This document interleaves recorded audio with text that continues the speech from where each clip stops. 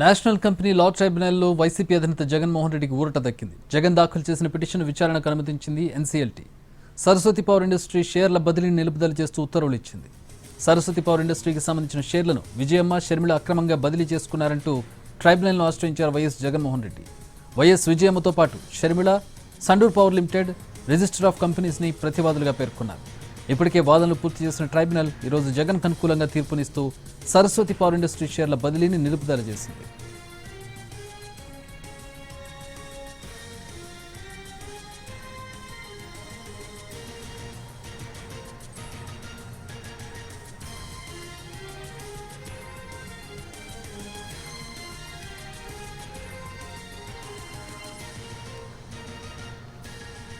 National company law ట్రైబ్యునల్లో YCP అధినేత జగన్మోహన్ రెడ్డికి ఊరట లభించింది. జగన్ దాఖలు చేసిన పిటిషన్ విచారణకు అనుమతించింది.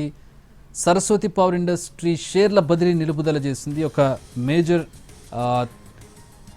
ఘటనగా దీన్ని మనం చెప్పుకోవచ్చు. మా ప్రతినిధి శర్మ జాయిన్ అవుతున్నారు. దీనికి సంబంధించి మరిన్ని వివరాలు తెలుసుకుందాం. శర్మ, టెక్నికాలిటీస్ ఏంటి, ఎట్లాంటి వివరాలు ఉన్నాయి ఈ ఇప్పుడు జరిగినటువంటి ఈ కేసుకు సంబంధించి?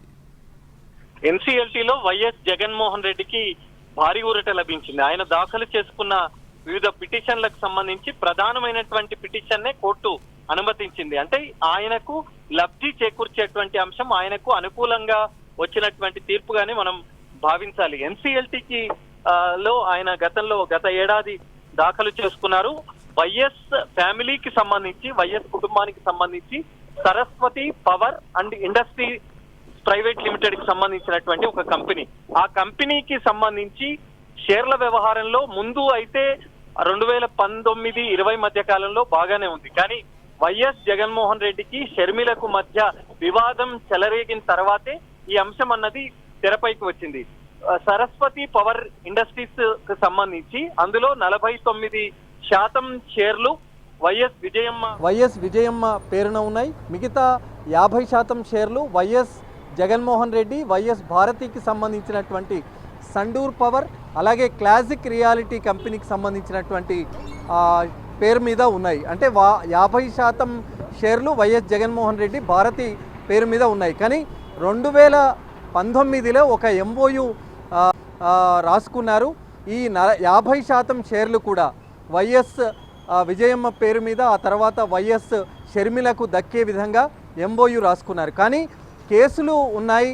గతంలో జగన్ ఆస్తుల కేసుకు సంబంధించి కేసులు ఉన్నాయి. అవన్నీ కూడా ఈడీ, సిబిఐ ఆధీనంలో ఉన్నాయి ఆస్తులన్నీ కూడా. కాబట్టి ఆ కేసులకు సంబంధించి పూర్తిగా పరిష్కారం అయిన తర్వాత ఈ ఆస్తులన్నీ అటాచ్ అయి ఉన్నాయి. కాబట్టి అవి కూడా పూర్తిగా అటాచ్మెంట్ నుంచి విముక్తి అయితే అప్పుడు బదిలీ అయ్యే విధంగా ఆ ఎంఓయు అన్నది రాసుకున్నారు. కానీ 2021లో దీనికి సంబంధించి గిఫ్ట్ డీడ్ కూడా వైఎస్ విజయమ్మ పేరు పైన ఆ గిఫ్ట్ డీడ్ కూడా చేశారు. కానీ ఆ తర్వాత వైఎస్ జగన్మోహన్ రెడ్డికి, వైఎస్ షర్మిల మధ్య వివాదం చెలరేగిన నేపథ్యంలోనే మళ్ళీ ఈ వ్యాపారానికి సంబంధించినటువంటి వివాదాలు కూడా తలెత్తాయి. కానీ అప్పుడు వైఎస్ విజయమ్మ పేరు మీద మిగతా 50% షేర్లు కూడా బదిలీ కావడమే వివాదాస్పదమైంది. అంటే ఈ సందర్భంలో కేసులు పరిష్కారం కాకుండా కేసులు విచారణ దశలో ఉన్న సందర్భంలో ఈ రకంగా షేర్ల బదిలీ జరిగితే కనుక అది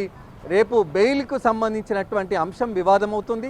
బెయిల్ క్యాన్సలేషన్కు సంబంధించి కూడా ఒక రకమైనటువంటి అంశం అతనికి జగన్మోహన్ రెడ్డికి నెగిటివ్గా వచ్చేటువంటి అవకాశం ఉంది. కాబట్టి మొదట లేఖ రాశారు, బదిలీ అన్నది నిలిపివేయాలని వైఎస్ జగన్మోహన్ రెడ్డి షర్మిలకు లేఖ రాశారు.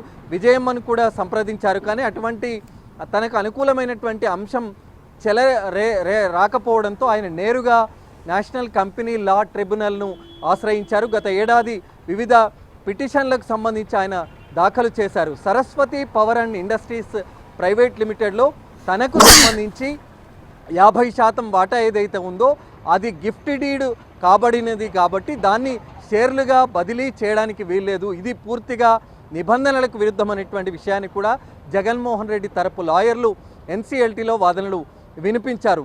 ఈ రకంగా బదిలీ అయితే గనక, గిఫ్ట్ డీడ్ షేర్లుగా మారితే గనక అదంతా కూడా ఇబ్బందిగా తలెత్తుతుంది. అది మొదట షర్మిలతో ఆప్యాయత, ప్రేమ ఉండిన కారణంగానే ఆ రకంగా ఎంఓయూ చేసుకున్నాం. కానీ ఇప్పుడు పరిస్థితులు పూర్తిగా మారిపోయాయి. రాజకీయ విభేదాలు చెలరేగాయి. కొంతమంది దీన్ని అనుకూలంగా ప్రతిపక్షాలు అప్పుడున్నటువంటి పవర్లో ఉన్న సమయంలో ప్రతిపక్షాలుగా ఉన్నటువంటి వాళ్ళు ఈమెను ఒక పావుగా చూపి తన పైన ఒక బాణాన్ని ఎక్కుపెట్టారు షర్మిల రూపంలో. ఈ రకంగా వ్యాపార వ్యవహారంలోకి చొరబడి తన ఇమేజ్ను దెబ్బతీసే విధంగా వ్యవహరించారు. తనకు ఈ కేసులకు సంబంధించినటువంటి వ్యవహారంలో తన బెయిల్కు ఇబ్బంది కలిగించేటువంటి విషయంలో వాళ్ళు చూస్తున్నారు. అందులో షర్మిలను ఒక పావుగా వాడుకున్నారంటూ ఆయన అనేక సందర్భాల్లో చెప్పినటువంటి అంశం.